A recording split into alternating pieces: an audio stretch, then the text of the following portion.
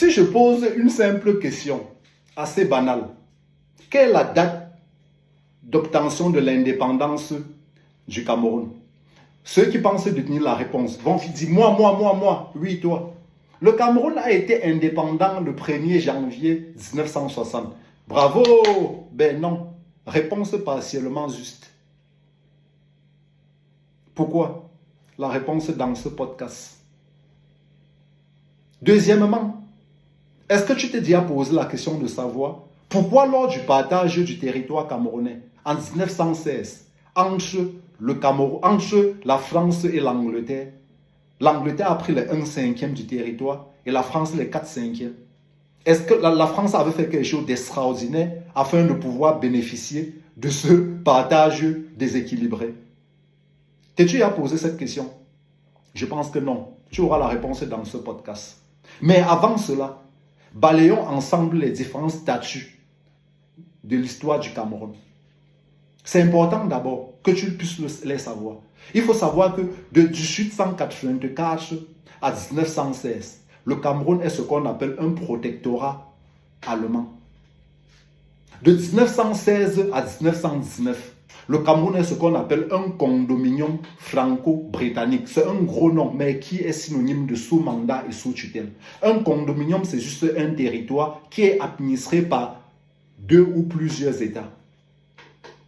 De 1919 à 1945, le Cameroun est ce qu'on appelle un territoire sous mandat de la SDN, la Société des Nations, avec comme mandataire la France et l'Angleterre. Il y a une partie, comme je l'ai dit, francophone qu'on appelle République du Cameroun et une partie anglophone. On va s'attarder là-bas après.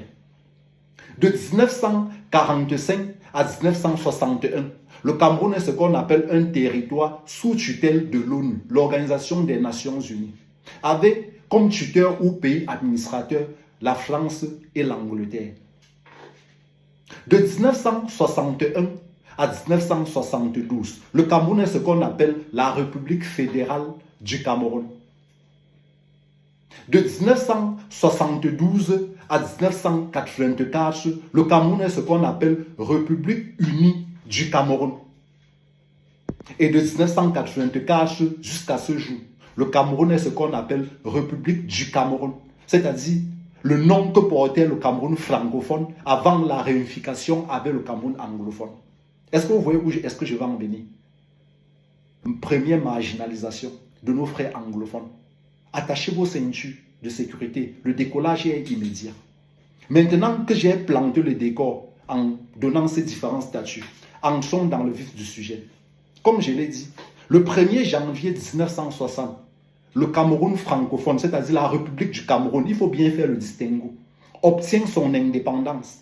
Et le 5 mai 1960, Amadou Ahidjo devient premier président de cette partie du Cameroun, Cameroun francophone. J'insiste là-dessus.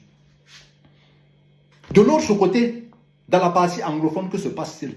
Les Anglais ont transposé leur système de gouvernance là-bas. C'est-à-dire en Angleterre, ils ont ce qu'ils appellent un premier ministre, un roi ou une reine.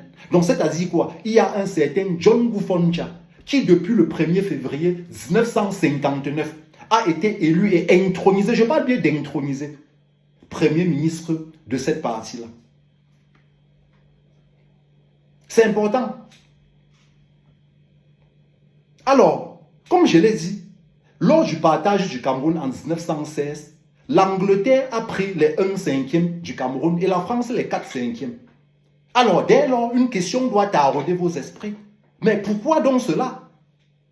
Pour répondre à cette question, il faut remonter le temps et tomber au quoi? Au 19e siècle.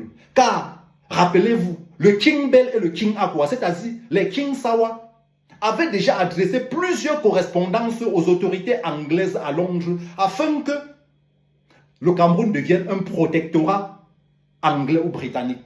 Correspondances qui sont restées sans suite ou sans réponse. Pourquoi? Pour la simple raison que les Anglais estimaient n'est rien à voir, n'est pas avoir grand-chose à tirer du territoire camerounais. Ils étaient plus concentrés au Nigeria, le pays voisin. Voilà la simple raison qui fait que l'Angleterre a pris les 1/5, c'est-à-dire une infime partie du territoire camerounais. Comment était donc administré leur partie, la partie anglophone. Il faut savoir que les Anglais n'adoptent pas une politique uniforme. C'est-à-dire, qu'est-ce qu'ils font? Ils divisent le territoire en deux. D'un côté, nous avons quoi? La partie nord qu'on appelle le Northern Cameroun, qui est peuplée en majorité des musulmans. Ils rattachent cette partie au Nigeria septentrional. Et plus bas, nous avons le Southern Cameroun, qui est peuplé en partie des chrétiens. Ils rattachent cette partie au Nigeria méridional. Zoomons donc sur cette partie du sud qui va plus tard obtenir son indépendance et se rattacher au Cameroun francophone, c'est-à-dire la République du Cameroun, afin de fonder ce qu'on va appeler la République fédérale du Cameroun. Dans cette partie, qui a pour capitale Lagos, il faut le préciser, il faut le rappeler, jusqu'en 1949, avant d'être transféré à Buea. L'administration est comment? L'administration est plutôt indirecte. Ça veut dire quoi? Ce sont les autorités indigènes ou les chefs traditionnels qui administrent leur population. La seule chose que les Anglais demandent à ces chefs, c'est que leur administration, leur manière de gouverner ne heurte pas la civilisation anglaise. Les Anglais sont juste là pour l'exploitation des ressources agricoles, minières, commerciales. Ils n'ont rien à tirer là-dessus.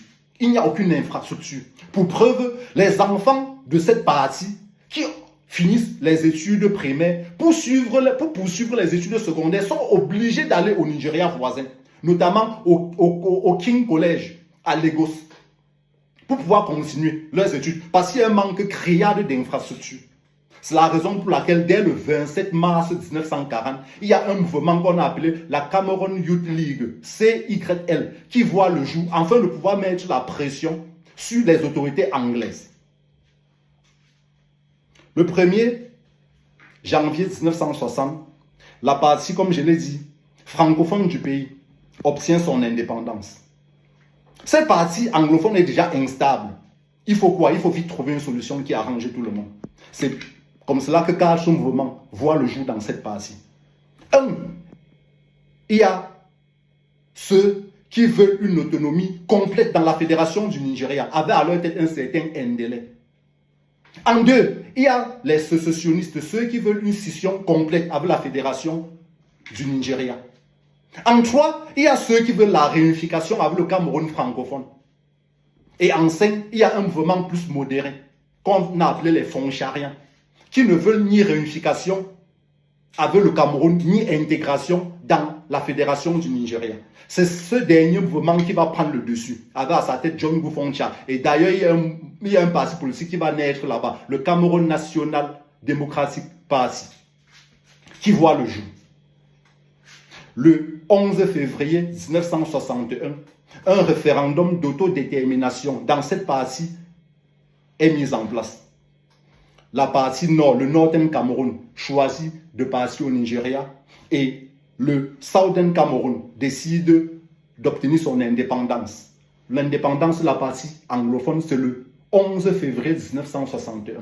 Donc on diront le 1er octobre 1961, date effective de la mise en place de la République fédérale du Cameroun. Mais l'indépendance, c'est le 11 février 1961. Cette partie décide de prendre l'indépendance et de se rapprocher du Cameroun francophone, la République du Cameroun, afin de créer ce qu'on appelle la République fédérale du Cameroun. Derrière, du 17 juillet au 21 juillet, se tient à Fumban ce qu'on appelait une conférence constitutionnelle de la nouvelle fédération camerounaise. Et qu'est-ce qu'il en ressort de cette conférence? Il y a plusieurs points. Le premier point, c'est quoi? Le premier point, que dit le premier point? C'est important. C'est important. Une fédération non centralisée, afin de faire quoi? De différencier les pouvoirs des États fédérés au pouvoir de la fédération. En deux, la législature doit être bicamérale. Le bicaméralisme, c'est quoi? C'est juste un système d'organisation politique qui sépare le Parlement en deux chambres. Il y a une chambre haute et une chambre basse. Une chambre représente la population et une autre chambre les États fédérés. En exécutif, il doit avoir quoi? Un président de la République fédérale du Cameroun et un vice-président de la République fédérale du Cameroun. Les deux ne doivent pas venir d'un même État. il doit avoir quoi? 50 députés, 40 députés pour la partie francophone et 10 députés pour la partie anglophone, à raison d'un député pour 80 000 habitants. Voilà ce qui ressort de cette conférence constitutionnelle, à savoir que dans la partie anglophone, comme je l'ai dit, le bicaméralisme est déjà tellement implanté. Ça veut dire quoi? Là-bas, il y a une assemblée des chefs traditionnels et une assemblée législative qui compte déjà 37 représentants. Sauf que dans la partie francophone, c'est le monocaméralisme qui a appliqué parce que le pouvoir des chefs traditionnels n'a jamais rien valu. C'est la divergence avec ce système-là. C'est cette divergence. Bim, les choses vont basculer. Parce que quoi? Le 20 mai 1972, un référendum met fin au système fédéral au Cameroun et la création de quoi? De ce qu'on a appelé la République unie du Cameroun. Derrière, le 5 avril 1975, Amadou Ahidjo est réélu pour un 4e mandat présidentiel. Et le 2 juin 1975, il y a un nouveau référendum constitutionnel approuvant la création du poste de Premier ministre confié à qui? À un certain Paul Biya. Amadou Ahidjo est francophone. Paul Biya est francophone. Que disait la République fédérale qu'on a supprimée? Qu'il doit avoir un président et un vice-président qui ne doivent pas venir d'un même État. Les anglophones se sont calmés, ils n'ont rien dit. Ça, ce n'est pas tout. Le 21 janvier 1984, la République unie du Cameroun devient République du Cameroun. Ça veut dire que ça porte désormais le nom qu'avait le Cameroun, comme je l'ai dit. Le Cameroun francophone, avant que les anglophones ne viennent nous retrouver. D'aucuns vont dire non, il ne s'agit que d'une appellation. Non, c'est plus parlant que cela. Et je précise qu'il y a déjà eu un mouvement des sécessionnistes dans cette partie en 2001. Qui a fait quoi? 3 morts. Qui a fait 3 morts? Aujourd'hui, la zone est comment? On part d'où? En 2016, il y a les professeurs qui dénoncent les nominations abusives des francophones dans cette partie qui, dans la majeure partie des cas, ne parlent même pas anglais. Ça veut dire que les francophones vont arriver chez les anglophones et ce sont les anglophones qui vont s'intégrer alors qu'ils sont chez eux. En 2, il y a les juristes qui dénoncent la suprématie de la loi romaine à la common law, qui est la loi qu'ils connaissent, qui est basée sur la jurisprudence. C'est John Bouté. Il sait à quoi, ce premier ministre-là? C'est un pot de fleurs, non? Voilà le véritable problème. À un moment donné, il faut que les Camerounais connaissent la vérité. Les Camerounais doivent connaître leur histoire. Parce que c'est bien facile de venir s'asseoir sur les plateaux télé aujourd'hui et de dire que les anglophones veulent déstabiliser. Il faut connaître le jeu. Ça veut dire qu'il y avait les francophones de leur côté, les anglophones de leur côté. Les francophones ont dit, retrouvez-nous, on forme une république fédérale. Les anglophones ont dit, ok, d'accord, on vient.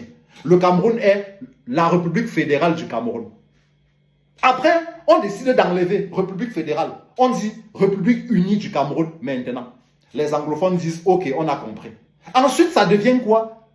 On supprime le poste de Premier ministre, on nomme le poste de vice-président, on nomme un Premier ministre qui vient de la zone francophone.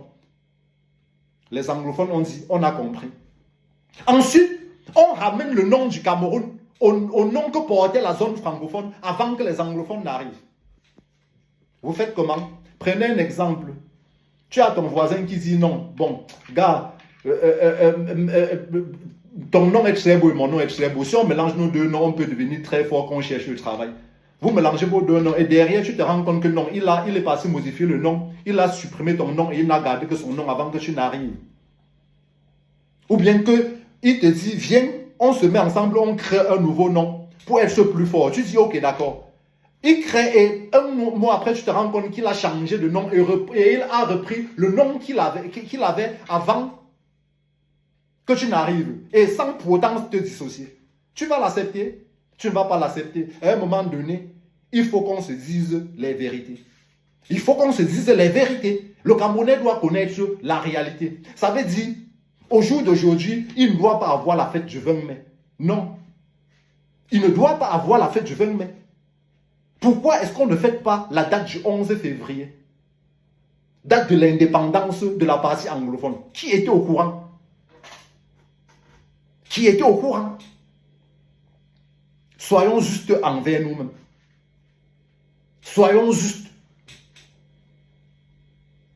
Ne donnons pas raison au nord d'un Cameroun qui avait décidé de se rallier à l'Angleterre. Il est temps qu'on s'asseye pour discuter. Il est temps qu'on s'asseye pour discuter. Il y a le Cameroun, il y a une partie anglophone et une partie francophone. Et le gouvernement n'a jamais fait un effort afin de pouvoir rendre homogène la population camerounaise. Le gouvernement n'a jamais fait un effort. Donc, au Cameroun, on distingue toujours les anglophones et les francophones, alors que le Camerounais devrait être bilingue. On en rigole souvent. On dit souvent que c'est le Cameroun qui est bilingue et non nous. Le Cameroun devrait être bilingue. C'est le rôle du gouvernement. Oui. Voilà ce que le Camerounais doit comprendre et connaître.